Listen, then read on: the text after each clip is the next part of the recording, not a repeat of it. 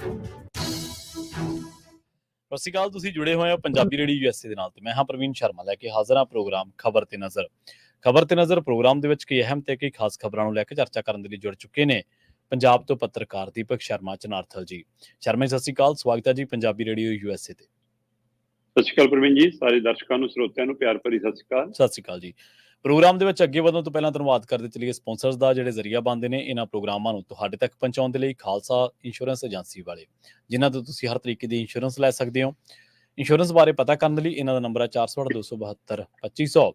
ਇਹ 1992 ਤੋਂ ਲਗਾਤਾਰ ਇੰਸ਼ੋਰੈਂਸ ਬਿਜ਼ਨਸ ਦੇ ਵਿੱਚ ਸ਼ਾਨਦਾਰ ਸੇਵਾਵਾਂ ਦੇ ਰਹੇ ਨੇ ਤੇ ਅਮਰੀਕਾ ਭਰ ਦੇ ਵਿੱਚ ਇੰਸ਼ੋਰੈਂਸ ਕਰਦੇ ਨੇ। ਓਬਾਮਾ ਕੇਅਰ, ਮੈਡੀਕੇਅਰ ਜਾਂ ਫਿਰ ਕਵਰਡ ਕੈਲੀਫੋਰਨੀਆ ਬਾਬਤ ਪਾਲਿਸੀ ਕਰਵਾਉਣ ਦੇ ਲਈ, ਸਲਾਹ ਲੈਣ ਦੇ ਲਈ ਅੱਜ ਹੀ ਕਾਲ ਕਰੋ 408-272-2500 ਤੇ। ਟਰਕੀਅਨ ਇਮੀਗ੍ਰੇਸ਼ਨ ਲਾ ਫਰਮ ਵਾਲੇ ਜੇ ਟਰਕੀਅਨ ਅਟਾਰਨੀ ਟਰਕੀਅਨ ਦੇ ਨਾਲ ਤੁਸੀਂ US ਇਮੀਗ੍ਰੇਸ਼ਨ ਬਾਬਤ ਕੋਈ ਵੀ ਸਲਾਹ ਕਰਨੀ ਹੈ, ਕੋਈ ਵੀ ਸਵਾਲ ਪੁੱਛਣਾ ਤੇ ਇਹਨਾਂ ਦਾ ਨੰਬਰ ਹੈ 415-909-0503। ਗੁਰਦੀਪ ਸਿੰਘ ਬਿਰਦੀ ਕਲੋਬਿਸ, ਮਨਦੀਪ ਸਿੰਘ, ਸੰਦੀਪ ਕੌਰ ਸੈਨ ਹੋਜ਼ੇ, ਗੁਰਪਾਲ ਸਿੰਘ ਸੈਕਰਾਮੈਂਟੋ, ਜਿੰਦ ਕੌਰ ਬੇਕਰਸਫੀਲਡ, ਕਮਲਜੀਤ ਸਿੰਘ ਮੱਖਣ ਦੌਲਤਪੁਰੀਆ ਸੈਂਟਰਲ ਵੈਲੀ ਤੇ ਜੱਸੀ ਗਿੱਲ ਪਲੰਬਿੰਗ ਵਾਲੇ ਬੇਕਰਸਫੀਲਡ ਤੋਂ। ਇਹਨਾਂ ਸਾਰੇ ਹੀ ਸਪਾਂਸਰਸ ਦਾ ਬਹੁਤ-ਬਹੁਤ ਧੰਨਵਾਦ। ਤੇ ਜੇਕਰ ਤੁਸੀਂ ਵੀ ਪੰਜਾਬੀ ਰੇਡੀਓ USA ਦੇ ਇਹਨਾਂ ਪ੍ਰੋਗਰਾਮਾਂ ਨੂੰ ਸਪਾਂਸਰ ਕਰਨਾ ਚਾਹੁੰਦੇ ਹੋ ਤਾਂ ਸਟੂਡੀਓ ਦਾ ਨੰਬਰ ਹੈ 408-272-5500। ਅੱਜ ਦਾ ਇਹ ਖਬਰ ਤੇ ਨਜ਼ਰ ਪ੍ਰੋਗਰਾਮ ਸਾਲ 2024 ਦੀ 22 ਅਗਸਤ ਦਾ ਪ੍ਰੋਗਰਾਮ ਹੈ ਤੇ ਦਿਨ ਅੱਜ ਵੀਰਵਾਰ ਹੈ। ਸ਼ਰਮਾ ਜੀ, ਖਬਰਾਂ ਦੇ ਵੱਲ ਨੂੰ ਚੱਲੀਏ ਤੇ ਸ਼ੁਰੂਆਤ ਕਰੀਏ ਆਪਾਂ ਮਾਨ ਸਰਕਾਰ ਦੇ ਯੂ ਟਰਨ ਤੋਂ। ਸਰਕਾਰੀ ਕਾਲਜਾਂ ਦੇ ਮਾਮਲੇ ਦੇ ਵਿੱਚ ਕਹਿੰਦੇ ਯੂ ਟਰਨ ਲੈ ਕੇ ਵੀ ਮਾਨ ਸਰਕਾਰ ਚਤੁਰਾਈ ਕਰੇਗੀ ਜੀ ਕੋਈ। ਬਿਲਕੁਲ ਜੀ, ਜਿਸ ਦਿਨ ਇਹਨਾਂ ਸਰਕਾਰੀ ਕਾਲਜਾਂ ਨੂੰ ਪ੍ਰਾਈਵੇਟ ਕਰਨ ਦਾ ਫੈਸਲਾ ਲਿਆ ਅੰਦਰ ਬੈਠ ਕੇ, ਹਾਂਜੀ, ਉਸੇ ਦਿਨ ਆਪਾਂ ਇਸ ਮਾਧਿਅਮ ਰਾਹੀਂ ਖਬਰ ਤੇ ਚਰਚਾ ਕਰ ਰਹੇ ਸੀ ਕਿ ਇਹ ਪੰਜਾਬ ਦੇ ਵਿਦਿਆਰਥੀਆਂ ਨਾਲ, ਖਾਸ ਕਰ ਪੇਂਡੂ ਵਿਦਿਆਰਥੀਆਂ ਨਾਲ, ਆਰਥਿਕ ਤੌਰ ਤੇ ਕਮਜ਼ੋਰ ਗਰੀਬ ਵਰਗ ਦੇ ਵਿਦਿਆਰਥੀਆਂ ਨਾਲ ਧੋਖਾ ਹੈ। ਔਰ ਉਹ ਪਾਰਟੀ, ਉਹ ਸਰਕਾਰ ਕਰ ਰਹੀ ਹੈ ਜਿਹੜੀ ਕਹਿੰਦੀ ਅਸੀਂ ਸਰਕਾਰੀ ਅਦਾਰੇ ਖੜੇ ਕਰ ਰਹੇ ਹਾਂ, ਅਸੀਂ ਸਰਕਾਰੀ ਅਦਾਰਿਆਂ ਨੂੰ ਮਜ਼ਬੂਤ ਕਰ ਰਹੇ ਹਾਂ। ਸੋ ਇਸ ਫੈਸਲੇ ਦੇ ਕੇ ਸਰਕਾਰ ਨੇ ਪੰਜਾਬ ਦੇ 8 ਸਰਕਾਰੀ ਕਾਲਜਾਂ ਨੂੰ ਪ੍ਰਾਈਵੇਟ ਕਰਨ ਦਾ ਫੈਸਲਾ ਕੀਤਾ। ਬੇਸ਼ੱਕ ਇਹ ਕੇਂਦਰ ਦੀ ਯੋਜਨਾ, ਬੇਸ਼ੱਕ ਇਹ ਕੇਂਦਰ ਦਾ ਫੈਸਲਾ, ਇਹ ਨਵੀਂ ਸਿੱਖਿਆ ਨੀਤੀ 'ਚ ਲੁਕਮਾ ਏਜੰਡਾ ਹੈ ਕਿ ਸਰਕਾਰੀ ਢਾਂਚਾ ਜੋ ਬਣਿਆ, ਸਰਕਾਰੀ ਸਟਰਕਚਰ ਜੋ ਬਣਿਆ, ਉਹ ਸਾਰਾ ਖੜਾਇਆ ਤਿਆਰ ਢਾਂਚਾ ਸੁਪੁਰਦ ਕਰ ਦੋ ਪ੍ਰਾਈਵੇਟ ਦੇ ਤੇ ਉਹ ਆਪਣੀ ਦੁਕਾਨ ਚਲਾਉਣ ਤੇ ਆਪਾਂ ਕਮਿਸ਼ਨ ਲਈਏ। ਬਿਲਕੁਲ ਉਹ ਚੋਂ ਜੰਮਿਆ ਹੋਇਆ ਪ੍ਰਕਿਰਿਆ। ਸੋ ਕੇਂਦਰ ਦੇ ਹਦਾਇਤ ਦੇ ਅਨੁਸਾਰ, UGC ਵੱਲੋਂ ਭੇਜੇ ਨਿਰਦੇਸ਼ਾਂ ਦੇ ਅਨੁਸਾਰ ਪੰਜਾਬ ਦੇ DPI ਕਾਲਜ ਨੇ ਵੀ ਆਪਣੇ ਕਾਲਜਾਂ ਨੂੰ ਕਹਿਤਾ ਵੀ ਤੁਸੀਂ ਪੋਰਟਲ ਤੇ ਕਰੋ ਅਪਲੋਡ, ਖੁਦ ਮੁਖਤਿਆਰੀ ਤੁਹਾਡੀ, ਤੁਸੀਂ ਆਪਣੀ ਮਰਜ਼ੀ ਦੇ ਸਿਲੇਬਸ ਲਾਓ, ਆਪਣੀ ਮਰਜ਼ੀ ਦੀਆਂ ਫੀਸਾਂ ਵਸੂਲੋ, ਆਪਣੀ ਮਰਜ਼ੀ ਨਾਲ ਪੇਪਰ ਰੱਖੋ, ਕੋਈ ਯੂਨੀਵਰਸਿਟੀ ਨੂੰ ਜਵਾਬ ਦੇ ਨਹੀਂ, ਤੁਸੀਂ ਆਪ ਮਾਲਕ ਹੋ। ਸੋ ਇਸ ਚੀਜ਼ ਨੇ ਪੰਜਾਬ 'ਚ ਭਰੋਸਾ ਪੈਦਾ ਕੀਤਾ ਜੀ। ਮੀਡੀਆ ਅਦਾਰਿਆਂ ਤੋਂ ਲੈ ਕੇ ਆਮ ਸੰਗਠਨਾਂ ਤੱਕ, ਚਾਹੇ ਉਹ ਸਾਹਿਤਕ ਸੰਗਠਨ ਨੇ, ਚਾਹੇ ਉਹ ਸਮਾਜਿਕ ਸੰਗਠਨ ਨੇ, ਚਾਹੇ ਉਹ ਵਿਦਿਆਰਥੀ ਵਿੰਗ ਨੇ, ਚਾਹੇ ਉਹ ਅਧਿਆਪਕਾਂ ਪ੍ਰੋਫੈਸਰਾਂ ਦੇ ਵਿੰਗ ਨੇ, ਇੱਥੋਂ ਤੱਕ ਕਿ ਰਾਜਨੀਤਿਕ ਧਿਰਾਂ ਨੇ ਵੀ, ਜਿਨ੍ਹਾਂ ਨੇ ਸਰਕਾਰ ਦੇ ਉਲਟ ਖੜੀਆਂ ਹੁੰਦੀਆਂ, ਉਹਨਾਂ ਨੇ ਵਿਰੋਧ ਕਰਨਾ, ਉਹਨਾਂ ਨੇ ਵੀ ਵਿਰੋਧ ਪ੍ਰਗਟਾਇਆ ਹੈ ਨਾ। ਧਰਮਵੀਰ ਗਾਂਧੀ ਉਹਨਾਂ ਨੇ ਤਾਂ ਇਸ ਨੂੰ ਮੁੱਦਾ ਵੀ ਬਣਾਇਆ। ਹਾਂਜੀ, ਬਿਲਕੁਲ। ਤੇ ਇਹ ਸਾਰੀ ਪ੍ਰਕਿਰਿਆ ਦੇ ਦਰਮਿਆਨ ਮੁੱਖ ਮੰਤਰੀ ਭਗਵੰਤ ਮਾਨ ਸਾਹਮਣੇ ਆਏ ਤੇ ਆਮ ਆਦਮੀ ਪਾਰਟੀ ਦੀ ਜਿਹੜੀ ਆਦਤ ਬਣ ਗਈ ਆ, ਉਸ ਆਦਤ ਨੂੰ ਮੁੜ ਕੇ ਬਰਕਰਾਰ ਰੱਖਿਆ, ਇੱਕ ਹੋਰ ਯੂ ਟਰਨ ਲਿਆ। ਮੈਨੂੰ ਲੱਗਦਾ ਜਿਵੇਂ ਬਹੀ ਖਾਤਾ ਲੱਗਿਆ ਹੁੰਦਾ ਨਾ, ਉਵੇਂ ਆਮ ਆਦਮੀ ਪਾਰਟੀ ਨੇ ਸਰਕਾਰ ਬਣਨ ਤੋਂ ਲੈ ਕੇ ਸਰਕਾਰ ਦਾ ਕਾਰਜਕਾਲ ਮੁੱਕਣ ਤੱਕ ਬਹੀ ਖਾਤਾ ਜਿਹੜਾ ਲਾਇਆ ਹੋਊਗਾ ਭਰ ਜੂਗਾ ਯੂ ਟਰਨ ਲਿਖ ਕੇ। ਸੋ ਹੁਣ ਉਹਦੇ ਵਿੱਚ ਇੱਕ ਨਵੀਂ ਐਂਟਰੀ ਹੋ ਗਈ ਕਿ ਹਾਂ ਜੀ, ਮੁੱਖ ਮੰਤਰੀ ਸਾਹਿਬ ਕਹਿੰਦੇ ਵੀ ਕਿ ਲੋਕਾਂ ਦਾ ਬੁਨਿਆਦੀ ਹੱਕ ਹੈ ਸਿੱਖਿਆ, ਤੇ ਐਂ ਕਿਵੇਂ ਪ੍ਰਾਈਵੇਟ ਹੋ ਜੂਗਾ? ਇਹ ਕਿਹਨੇ ਕਰਤਾ? ਮੈਨੂੰ ਦੱਸਿਆ ਹੀ ਨਹੀਂ ਤੁਸੀਂ ਜੀ, ਮੈਨੂੰ ਪਤਾ ਹੀ ਨਹੀਂ ਲੱਗਣ ਦਿੰਦਾ। ਕਹਿੰਦੇ ਐਂ ਕਿਵੇਂ? ਮਤਲਬ ਮੁੱਖ ਮੰਤਰੀ ਦੇ ਧਿਆਨ 'ਚ ਨਹੀਂ ਐਡੇ ਬੜੇ ਫੈਸਲੇ ਹੋਈ ਜਾਂਦੇ ਨੇ। ਕਮਾਲ ਦੀ ਗੱਲ ਆ। ਜੇ ਮੁੱਖ ਮੰਤਰੀ ਦੇ ਧਿਆਨ 'ਚ ਨਹੀਂ ਤਾਂ ਇਹਦਾ ਮਤਲਬ ਸਿੱਖਿਆ ਮੰਤਰੀ ਦੇ ਧਿਆਨ 'ਚ ਵੀ ਨਹੀਂ ਜਾਂਦਾ ਗਿਆ। ਫਿਰ ਇਹ ਕਰਦੇ ਕੀ ਨੇ? ਬਿਲਕੁਲ ਸਹੀ ਹੈ ਜੀ। ਜਦੋਂ ਪੰਚਾਇਤਾਂ ਵਾਲਾ ਮਸਲਾ ਹੋਇਆ ਸੀ ਕਿ ਪੰਚਾਇਤਾਂ ਭੰਗ ਹੋ ਗਈਆਂ ਸਮੇਂ ਤੋਂ ਪਹਿਲਾਂ ਤੇ ਅਦਾਲਤ 'ਚ ਕੇਸ ਗਿਆ, ਅਦਾਲਤ ਤਾਂ ਫਿਰ ਨਜ਼ਲਾ ਕਿਤੇ ਤੇ ਡਿੱਗਿਆ ਸੀ ਅਧਿਕਾਰੀਆਂ ਦੇ। ਮਤਲਬ ਅਧਿਕਾਰੀ ਇੰਨੇ ਪਾਵਰਫੁਲ ਨੇ ਕਿ ਉਹ ਐਡੇ ਐਡੇ ਫੈਸਲੇ ਆਪ ਲੈ ਰਹੇ ਨੇ। ਉਸੇ ਤਰ੍ਹਾਂ ਹੋਣ ਵਾਲਾ ਮਸਲਾ ਕਿ ਜੀ ਮੁੱਖ ਮੰਤਰੀ ਸਾਹਿਬ ਦੇ ਧਿਆਨ 'ਚ ਨਹੀਂ ਲਿਆਂਦਾ ਗਿਆ, ਕਹਿੰਦੇ ਬਾਹਰੋਂ ਬਾਹਰ ਹੋ ਗਿਆ ਕੰਮ। ਅੱਛਾ, ਤੇ ਫਿਰ ਕੀ ਸਿੱਖਿਆ ਮੰਤਰੀ ਨੇ ਨਹੀਂ ਲਿਆਂਦਾ, ਜਾਂ ਸਿੱਖਿਆ ਮੰਤਰੀ ਦੇ ਧਿਆਨ 'ਚ ਵੀ ਨਹੀਂ ਲਿਆਂਦਾ ਗਿਆ, ਜਾਂ ਹੁਣ ਚਤਰਾਈਆਂ ਕਰਦੇ ਨੇ? ਸਰਕਾਰ ਇਹ ਚਲਾ ਰਹੇ ਨੇ ਜਾਂ ਅਫਸਰਸ਼ਾਹੀ ਕੁਝ ਹੋਰ ਚਲਾ ਰਹੇ? ਇਹ ਸਵਾਲ ਹੈ। ਫਿਰ ਹੁਣ ਮਾਨ ਸਾਹਿਬ ਕਹਿੰਦੇ ਵੀ 8 ਦੇ 8 ਕਾਲਜ ਸਰਕਾਰੀ ਨਹੀਂ ਹੋਣਗੇ। ਠੀਕ ਹੈ ਜੀ, ਅਸੀਂ ਇਸ ਫੈਸਲੇ ਨੂੰ ਮੁਲਤਵੀ ਕਰਦੇ ਹਾਂ। ਤੇ ਜੇ ਤੁਹਾਨੂੰ ਬਿਨਾਂ ਦੱਸੇ ਫੈਸਲਾ ਹੋਇਆ ਸੀ ਫਿਰ ਤਾਂ ਤੁਸੀਂ ਉਹਦੇ ਪਰ ਪੱਕੀ ਲੀਕ ਮਾਰਨੀ ਸੀ ਨਾ, ਰੱਦ ਕਰਨਾ ਸੀ। ਮੁਲਤਵੀ ਕਿਉਂ ਕਰ ਰਹੇ ਹੋ? ਚਤਰਾਈ ਤਾਂ ਤੁਸੀਂ ਵੀ ਕਰ ਰਹੇ ਹੋ ਜਨਾਬ। ਸਹੀ ਹੈ ਜੀ। ਇਹ ਵੱਡੀ ਚਤਰਾਈ ਹੈ। ਹੋਰ ਦੇਖੋ, ਜਿਸ ਦਿਨ ਇਹ ਕਾਲਜਾਂ ਨੂੰ ਪ੍ਰਾਈਵੇਟ ਕਰਨ ਦੇ ਸੰਬੰਧੀ ਪੰਜਾਬ ਦੇ ਡੀਪੀ ਮਤਲਬ ਕਾਲਜਾਂ ਨੇ ਪਾਇਆ, ਉਹ 'ਚ ਆਪਾਂ ਚਰਚਾ ਕਰ ਰਹੇ ਸੀ। ਮਹਿੰਦਰਾ ਕਾਲਜ, ਪਟਿਆਲੇ ਦਾ ਮਹਿੰਦਰਾ ਕਾਲਜ ਸਭ ਤੋਂ ਨਾਮਵਰ ਮਸ਼ਹੂਰ ਕਾਲਜਾਂ ਚੋਂ ਇੱਕ, ਸਰਕਾਰੀ ਕਾਲਜ ਮਹਿੰਦਰਾ ਹੈ ਨਾ। ਉਸ ਤੋਂ ਬਾਅਦ ਸਰਕਾਰੀ ਕਾਲਜ ਕੁੜੀਆਂ ਦਾ ਪਟਿਆਲੇ, ਫਿਰ SCD ਸਰਕਾਰੀ ਕਾਲਜ ਲੁਧਿਆਣਾ ਹੈ ਨਾ, ਫਿਰ ਇਸੇ ਤਰ੍ਹਾਂ ਕੁੜੀਆਂ ਦਾ ਕਾਲਜ ਲੁਧਿਆਣੇ ਦਾ ਹੈ, ਫਿਰ SR ਸਰਕਾਰੀ ਕਾਲਜ ਕੁੜੀਆਂ ਦਾ ਅੰਮ੍ਰਿਤਸਰ ਹੈ ਨਾ, ਫਿਰ ਸਰਕਾਰੀ ਕਾਲਜ ਮਲੇਰਕੋਟਲਾ, ਸਰਕਾਰੀ ਕਾਲਜ ਮੋਹਾਲੀ, ਸਰਕਾਰੀ ਕਾਲਜ ਹੁਸ਼ਿਆਰਪੁਰ।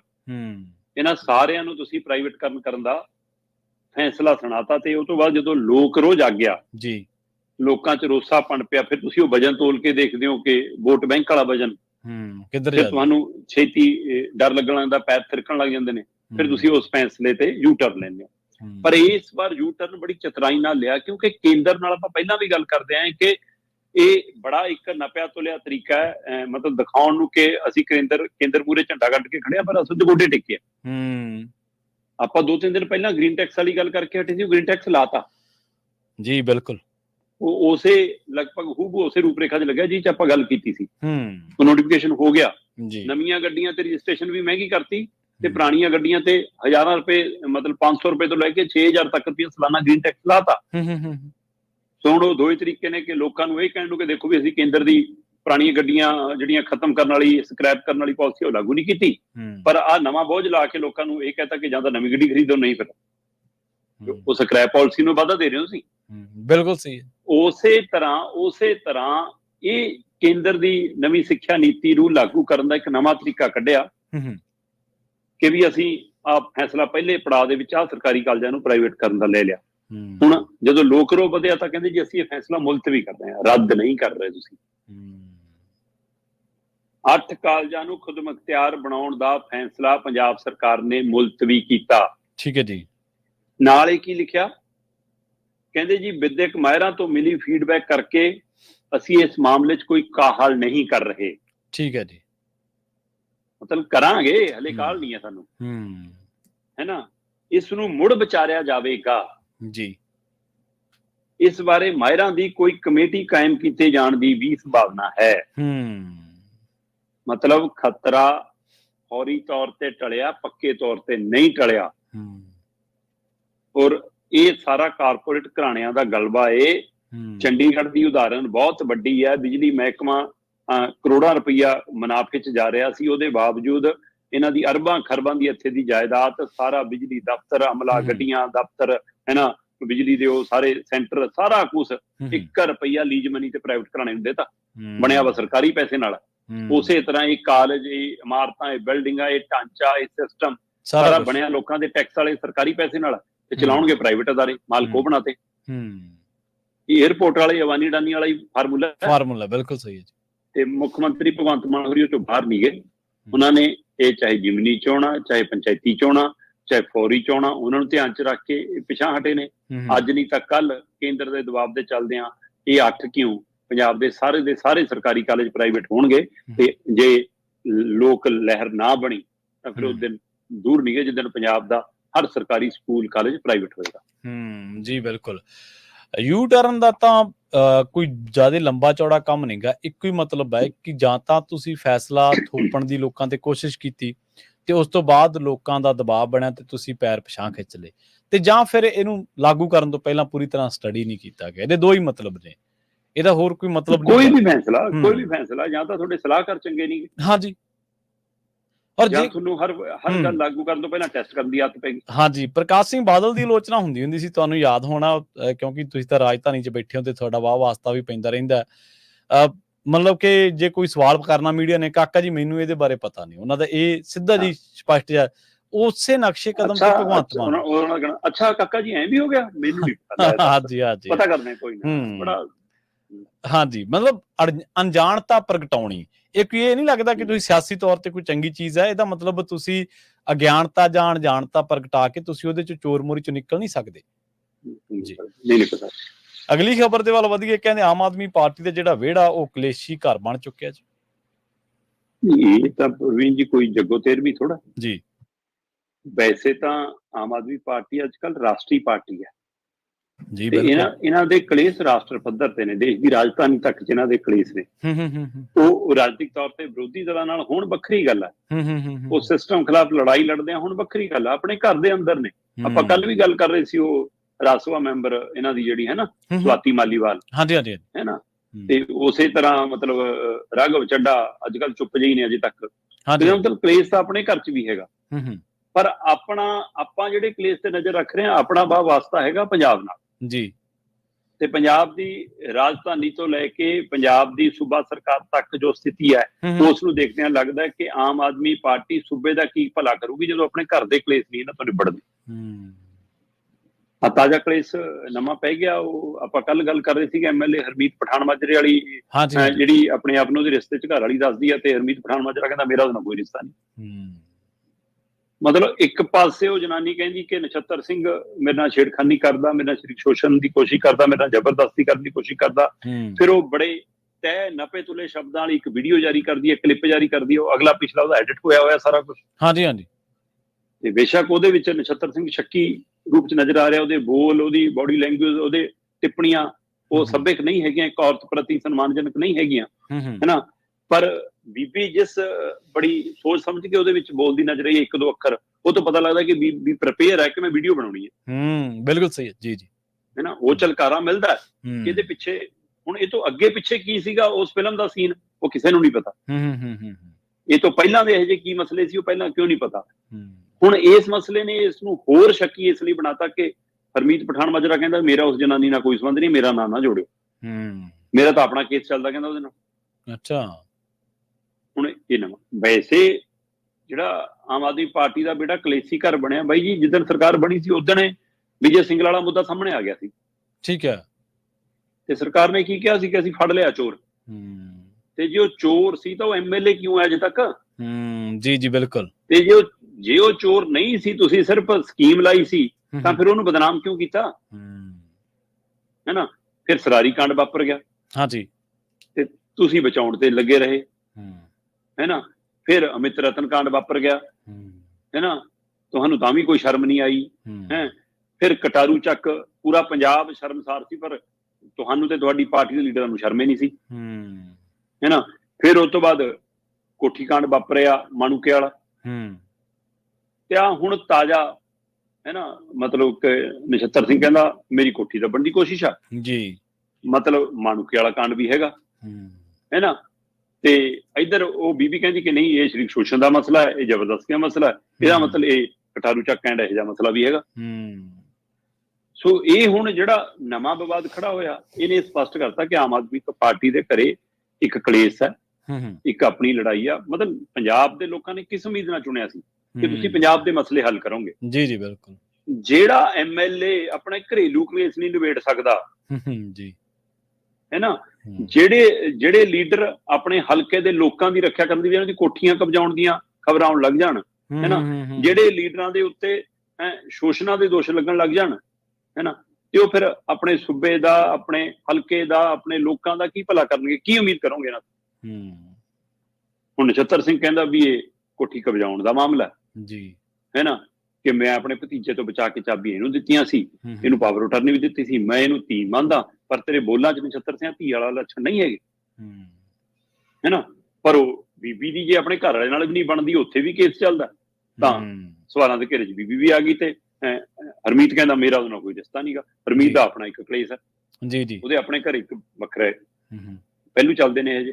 ਸੋ ਇਹ ਸਾਰੀ ਪ੍ਰਕਿਰਿਆ ਨੇ ਸਵਾਲ ਪੈਦਾ ਕਰਤਾ ਕਿ ਮੁੱਖ ਮੰਤਰੀ ਸਾਹਿਬ ਤੁਸੀਂ ਪਾਰਟੀ ਦੇ ਸੁਪਰੀਮੋ ਵੀ ਹੋ ਪੰਜਾਬ ਚ, ਤੁਸੀਂ ਸਰਕਾਰ ਦੇ ਨਾਤੇ ਪੰਜਾਬ ਦੇ ਮੁਖੀ ਵੀ ਹੋ, ਸੋ ਪਹਿਲਾਂ ਆਪਣੀ ਪਾਰਟੀ ਦੇ ਐਮਐਲਏ ਵਾਲੇ ਮਸਲੇ ਨਿਬੇੜ ਦਿਓ, ਪੰਜਾਬ ਕੰਨੀ ਫਿਰ ਦੇਖ ਲਿਓ ਜੇ ਨਹੀਂ ਨਿਬੜਦੇ।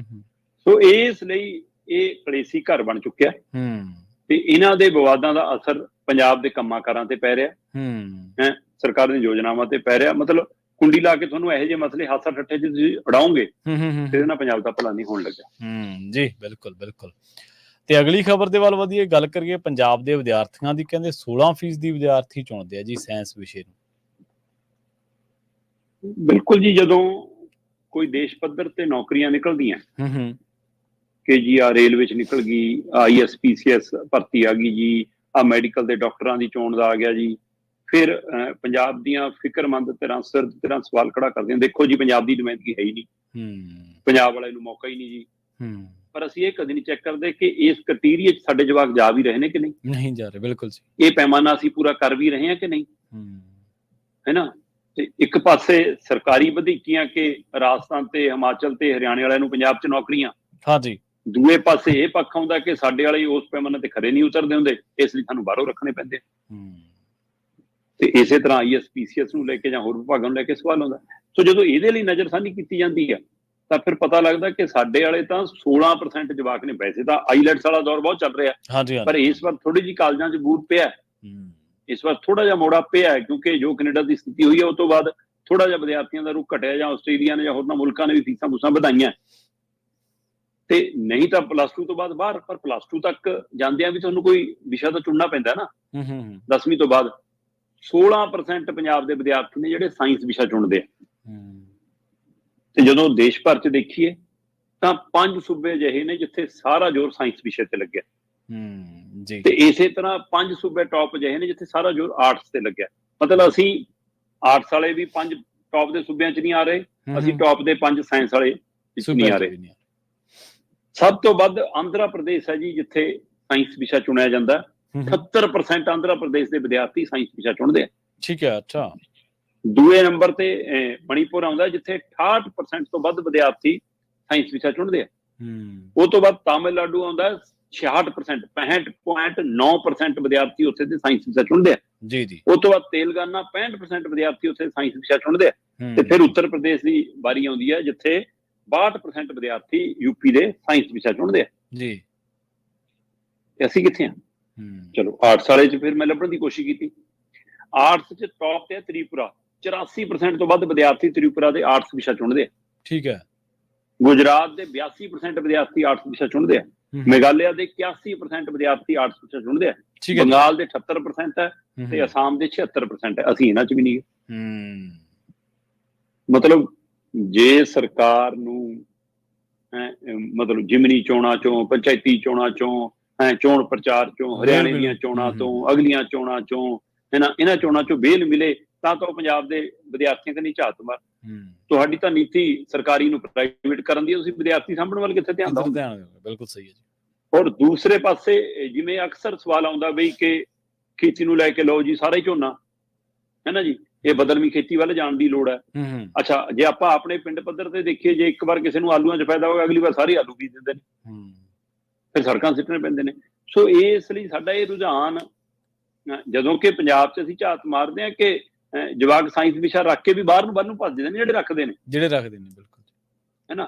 ਪਰ ਇਹਦਾ ਮਤਲਬ ਸਾਡੀ ਇੱਕ ਸੁਰਤਾ ਦੇਸ਼ ਦੇ ਵਿੱਚ ਇਸ ਪੱਧਰ ਤੇ ਨਹੀਂ ਹੈ ਕਿ ਸਾਰੇ ਸੂਬਿਆਂ 'ਚੋਂ ਇੱਕ ਤਰ੍ਹਾਂ ਦੀ ਸਟਰੀਮ ਦੇ ਬੱਚੇ ਵੱਖ-ਵੱਖ ਵਿਸ਼ਿਆਂ ਵਾਲੇ ਨਿਕਲਣ ਤੇ ਉਹ ਇੱਕੋ ਪੱਧਰ ਦੇ ਉੱਤੇ ਇੱਕ ਗੁਲਦਸਤਾ ਬਣੇ।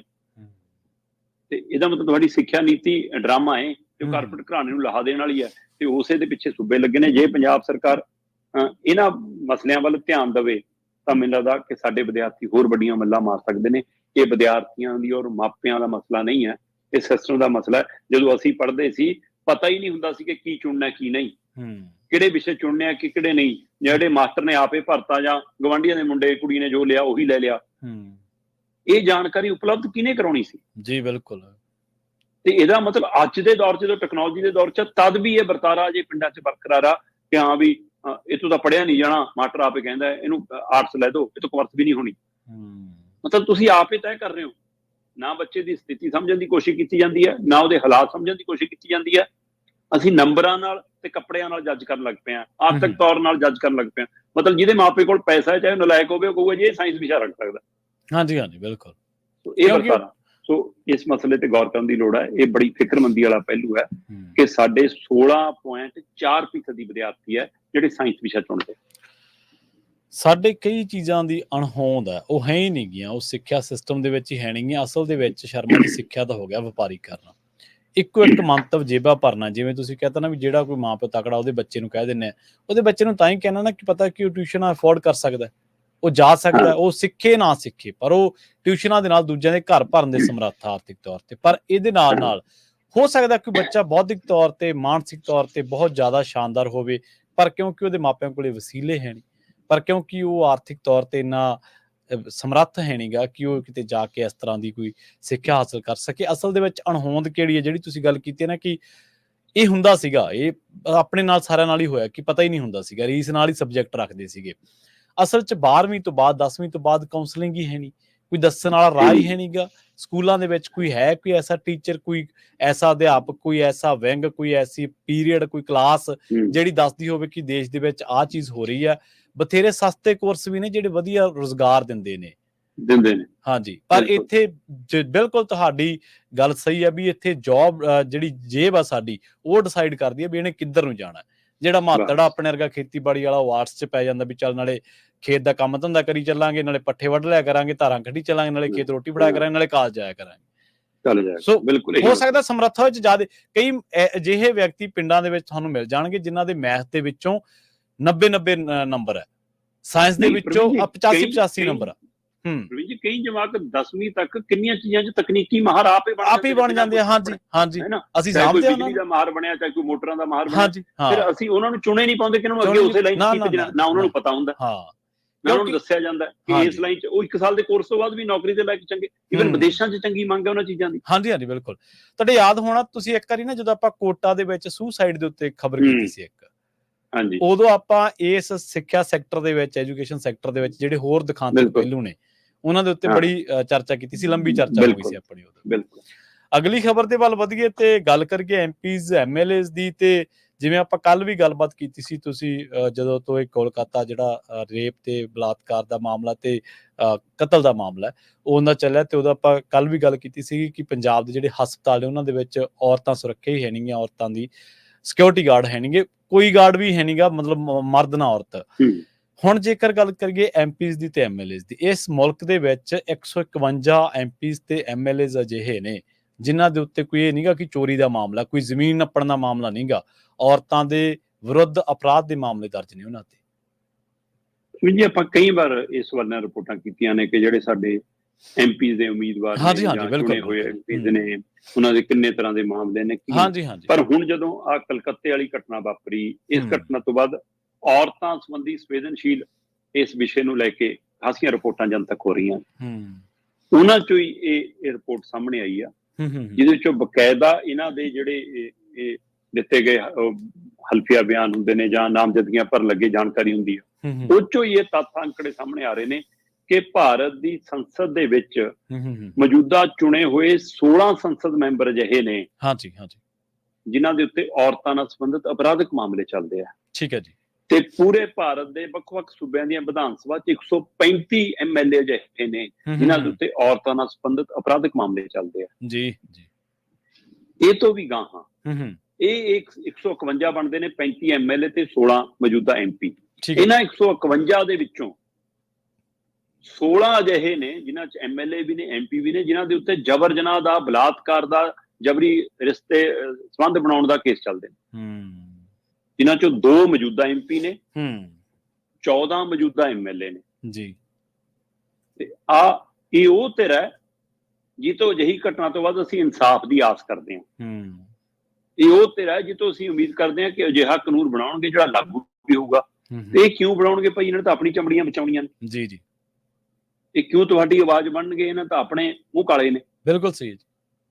ਇਹ ਰਿਪੋਰਟ ਕਹਿੰਦੀ ਹੈ, ਤੱਥ ਬੋਲਦੇ ਨੇ, ਉਹਨਾਂ ਦੇ ਆਪਣੇ ਲਿਖੇ ਹੋਏ ਅੰਕੜੇ ਬੋਲਦੇ ਨੇ। ਬਿਲਕੁਲ ਸਹੀ। ਹੁਣ ਇਹਦੇ ਵਿੱਚੋਂ ਫਿਰ ਪਹਿਲੂ ਵਾਚਿਆ ਜਾਂਦਾ ਕਿ ਬਈ ਕਿੱਥੇ ਕਿੱਥੇ ਘਟਨਾਵਾਂ ਵੱਧ ਅਜਿਹੀਆਂ ਆ ਰਹੀਆਂ ਨੇ। ਇਹਨਾਂ 151 ਚੋਂ ਜਦੋਂ ਝਾਤ ਮਾਰਦੇ ਆ ਤਾਂ ਸਭ ਤੋਂ ਵੱਧ ਪੱਛਮੀ ਬੰਗਾਲ ਤੋਂ ਲੀਡਰ ਅਜਿਹੇ ਨਿਕਲ ਕੇ ਆ ਰਹੇ ਨੇ।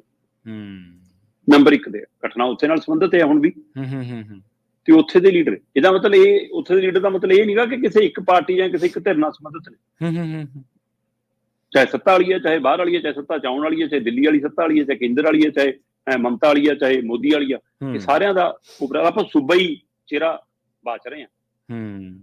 151 ਚੋਂ 25 ਸੰਸਦ ਮੈਂਬਰ ਤੇ ਐਮਐਲਏ ਅਜਿਹੇ ਨੇ ਜਿਹੜੇ ਪੱਛਮੀ ਬੰਗਾਲ ਨਾਲ ਸੰਬੰਧ ਰੱਖਦੇ ਆ। ਠੀਕ ਹੈ ਜੀ। ਸਭ ਤੋਂ ਵੱਧ ਅੰਕੜਾ ਇਹਨਾਂ ਦਾ। ਦੂਏ ਨੰਬਰ ਤੇ ਆਂਧਰਾ ਪ੍ਰਦੇਸ਼ ਆਉਂਦਾ। ਇਹਨਾਂ 151 ਚੋਂ 21 ਸੰਸਦ ਮੈਂਬਰ ਤੇ ਐਮਪੀ ਆਂਧਰਾ ਪ੍ਰਦੇਸ਼ ਦੇ ਸੂਬੇ ਨਾਲ ਸੰਬੰਧਿਤ ਨੇ, ਜਿਨ੍ਹਾਂ ਤੇ ਔਰਤਾਂ ਸੰਬੰਧੀ ਅਪਰਾਧਿਕ ਮਾਮਲੇ ਚੱਲਦੇ। ਤੀਏ ਨੰਬਰ ਤੇ ਉੜੀਸਾ ਹੈ, ਜਿਨ੍ਹਾਂ ਦੀ ਗਿਣਤੀ 17 ਹੈ ਜੀ। ਪਰ ਜੇ ਹੁਣ ਸੂਬਾਈ ਬਾਈ ਆਪਾਂ ਦੇਖ ਰਹੇ ਹਾਂ ਤਾਂ ਇਹ ਵਿਅਕਤੀ ਕਿਸੇ ਨਾ ਕਿਸੇ ਪਾਰਟੀਆਂ ਨਾਲ ਵੀ ਸੰਬੰਧ ਰੱਖਦੇ ਹੋਣੇ। ਫਿਰ ਪਾਰਟੀਆਂ ਦਾ ਪੱਧਰ ਕੀ ਆ, ਉਹ 151 ਚ ਜਦੋਂ ਝਾਤ ਮਾਰਦੇ ਆ ਤਾਂ ਭਾਜਪਾ ਬਾਜੀ ਲੈ ਜਾਂਦੀ ਹੈ ਜੀ। ਅੱਛਾ।